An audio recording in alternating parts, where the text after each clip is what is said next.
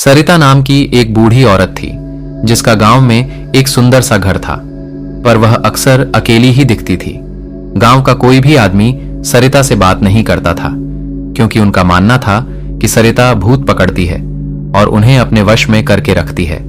पर गांव में एक बच्ची थी, रिया, जो कि बचपन से ही अक्सर सरिता के फूलों के बगीचे में खेलने जाया करती थी।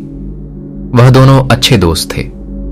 रिया को यकीन था कि गांव वालों की बातें झूठी हैं और सरिता बहुत अच्छी है। रिया सरिता को बूढ़ी अम्मा कहकर बुलाया करती थी। एक दिन रिया हर रोज की तरह सरिता से मिलने उसके घर जाती है। बूढ़ी अम्मा, देखो मैं तुमसे मिलने आ गई। अरे तुम आ गई रिया, देखो आज मैंने तुम्हारे लिए बहुत ही स्वादिष्ट पकौड़े बनाए हैं। ये ले जरा खा के तो बताना कैसे बने हैं। क्या सचमुच में अम्मा और इसके साथ तुमने चाय बनाई है कि नहीं? अरे हाँ भाई, बनाई है, बना आई है। मुझे पता है कि तुम्हें बिना चाय के पकड़े खाना पसंद नहीं है। रिया पकड़े खाने लगती है और खाते खाते वह सरिता से कहती है, हाँ। वैसे बूढ़ी अम्मा, तुम्हें पता है मेरी माँ आज भी मुझे डांट रही थी जब मैं तुम्हारे घर खेलने आ रही थी। अच्छा, क्या सचमुच? तो फिर तुमने क्या कहा उनसे और तुम यहाँ कैसे आ पाई? वो कहती है कि तुम काला जादू करती हो और तुमने अपने पास कई आत्माओं को पकड़ कर रखा है। ये गांव वाले और उनकी अजीबोगरीब बातें। भला तुम ही बताओ रिया, कोई इंसान भूत और चुड़ैलों को कैसे पकड़ सकता है? वही तो अम्मा, वैसे यह पकड़िया काफी स्वादिष्ट बनी है अम्मा। गांव के लोग तो यह भी कहते हैं कि तुम अपने पकड़े हुए भूत और चुड़ैलों को इंसान पर छोड़ देती हो, पर मैं उनसे बोल देती हूँ कि अगर ऐसा होता तो मैं कैसे जिंदा बचती भला। यही कहा रिया। वैसे तुम जल्दी से खा लो इन पकड़ियों को, फिर हम मेरे बगीचे में खेलने चलेंगे। मैंने नए फूल लगाए हैं वहाँ। क्या सच में? तो चलो चलते हैं अम्मा, मुझे वो नए नए फूल देखने हैं। रिया जल्दी से अपनी पकड़ी और चाय खत्म कर देती है और फिर वह सरिता के साथ उस बगीचे में चली जाए। वहां सचमुच में काफी सारे सुंदर सुंदर फूल लगे हुए थे। उफ अम्मा, पूरे गांव में इतने सारे कीड़े मकोड़े नहीं होंगे जितने सिर्फ तुम्हारे बगीचे में हैं। रिया, असल में यह सब भूत प्रेत है जिन्हें मैंने कीड़े मकोड़े में बदल दिया है और अब यह सालों से मेरे ही बगीचे में कैद है। क्या सचमुच? अरे नहीं, मैं तो मजाक कर रही हूँ। वो यह जो मेरे बगीचे में इतने सारे सुंदर सुंदर फूल है ना, यही वजह है कि गांव के सब कीड़े मकड़े यहाँ ही आ जाते हैं। अच्छा, तुम अब घर जाओ रिया, तुम्हें देर हो रही होगी ना।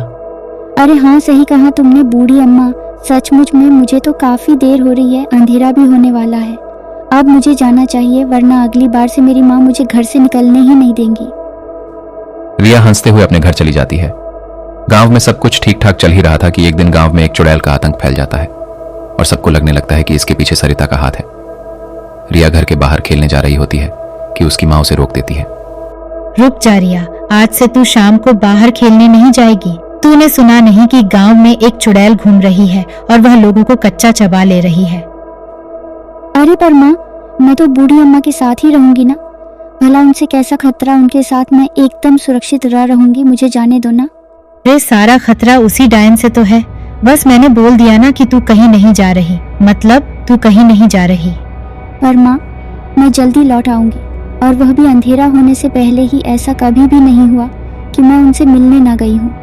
एक भी दिन मान जाओ ना माँ। रिया की माँ को यह सब सुनकर बहुत ज्यादा गुस्सा आ जाता है। अगर तू आज बाहर निकली तो मुझसे बुरा कोई नहीं होगा, समझी रिया। पूरा गांव जानता है कि इस चुड़ैल को भी उसी सरिता डायन ने गांव में छोड़ा है, पर एक सिर्फ तू है जो उस पर इतना विश्वास करती है। पर इससे पहले कि रिया कुछ और बोलती, उसकी माँ उसे कमरे में ही बंद कर देती है। इतना बोलकर रिया की माँ अपने घर के कामों में लग जाती है। पर रिया को यह सब सुनकर बहुत गुस्सा आ रहा था। जब उसे कुछ और समझ नहीं आता, तब वह गुस्से में अपने कमरे की खिड़की से बाहर कूद जाती है। आज तो कुछ भी हो जाए, मैं मेरी बूढ़ी अम्मा से मिलकर ही रहूंगी और देखती हूँ कौन चुड़ैल है जिसने मेरा जीना मुश्किल कर रखा है। रिया सरिता के घर की तरफ बढ़ने लगती है कि तभी वह देखती है रास्ते में सचमुच में एक चुड़ैल थी जिसने एक आदमी को मार दिया था। उसे देखकर रिया की चीख निकल जाती है। बचाओ बचाओ, ये तो सचमुच की चुड़ैल है और इसने तो एक आदमी को मार दिया है। रिया के चिल्लाने की वजह से चुड़ैल की नजर उस पर पड़ जाती है। ओहो, ऐ लड़की, तूने तो इतनी जोर से चिल्लाकर मेरे कान ही खराब कर दिए। रुक, अभी बताती हूँ तुझे। अब तो जब तक मैं तुझे कच्चा नहीं छप जाऊंगी मुझे राहत नहीं मिलेगी। रिया चुड़ैल को अपनी तरफ आता देखकर भागने लगती है और भागते भागते वह अपने घर वापस पहुंच जाती है। पर चुड़ैल अभी भी रिया का पीछा कर रही थी। रिया वापस से खिड़की से अपने कमरे में कूद जाती है, पर इससे पहले कि रिया खिड़की को बंद कर पाती, चुड़ैल वहां उसके कमरे के अंदर आ जाती है। रिया चिल्ला चिल्लाकर अपनी मां को बुलाने लगती है, पर रिया की मां को तो बाहर से यह लग रहा था कि रिया बाहर आने के लिए सिर्फ बहाने बना रही थी। चुड़ैल रिया को मार देती है और फिर वहां से चली जाती है। चलो अब कोई नया शिकार ढूंढ दूंगी। शोर सुनकर जब रिया की मां रिया के कमरे का दरवाजा खोलती है तो उनके पैरों तले जमीन ही खिसक जाती है। वह रिया की लाश को वहां देखकर जोर जोर से रोने लगती है। रिया की मां को इतनी तेज तेज रोते हुए सुनकर गांव की कई औरतें उनके घर में आ जाती हैं। हे भगवान, यह क्या हो गया? उस चुड़ैल ने हमारी मासूम रिया को अपना शिकार ही बना डाला। मैं सब जानती हूँ। मैंने रिया को वहां उस डायन सरिता के घर में जाने से रोका था, इसीलिए उसने मेरी रिया पर चुड़ैल छोड़ दी और इसे मरवा दिया। अरे सबके पीछे की जड़ वो सरिता है, सरिता। पर रिया की आत्मा यह सब वहीं खड़े होकर देख रही थी। अरे नहीं, मुझे मारा तो उस चुड़ैल ने, पर यह सब मेरी बूढ़ी अम्मा को गांव से निकालने की बात कर रहे हैं। वो बेचारी कहाँ जाएंगी? नहीं, मुझे ही कुछ करना होगा। मैं इन लोगों से पहले बूढ़ी अम्मा के पास जाती हूँ और उन्हें यहाँ से कहीं और जाने को कहती हूँ ताकि वह इन लोगों से बच सके। रिया जल्दी से सरिता के घर जाती है, पर जब वो वहां पहुंचती है तो उसके होश उड़ जाते हैं। वो देखती है कि वहां सरिता के बगीचे में वही चुड़ैल थी और उसके सामने सरिता खड़ी थी, और सरिता अपने जादू से उस चुड़ैल को रिया के सामने ही एक छोटे से कीड़े में बदल देती है। ये क्या सच में इन्होंने चुड़ैल को गांव में छोड़ा था? पर तभी सरिता की नजर रिया के भूत पर पड़ जाती है और सरिता के पैरों तले जमीन खिसक जाती है। रिया, तुम चुड़ैल कैसे बन गई? यह सब कैसे हुआ? नहीं, पहले तुम मुझे सच बताओ। मैंने सब कुछ देख लिया है कि किस तरह से तुमने उस चुड़ैल को कीड़े में बदल दिया।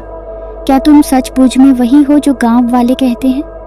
क्या मेरी माँ ठीक कहती है कि तुम्ही ने गांव में उस चुड़ैल को छोड़ा था जिसने मेरी भी जान ले ली? नहीं नहीं री, ये सब सच नहीं है। वह चुड़ैल कहीं बाहर से गांव में घुस आई थी। वह गांव वालों को और नुकसान ना पहुंचा सके, इसलिए मैंने उसे अपने जादू से कीड़े में बदल दिया और अब वह हमेशा हमेशा के लिए मेरे बगीचे में कैद रहेगी। क्या कहा आपने? जादू? कैसा जादू? हाँ रिया, मेरे पास कुछ जादुई शक्तियां हैं जिनसे मैं चुड़ैलों और भूतों को पकड़कर उन्हें कैद करके रख सकती हूँ। पर मैंने आज तक अपनी इन शक्तियों का इस्तेमाल सिर्फ भले कामों के लिए ही किया है।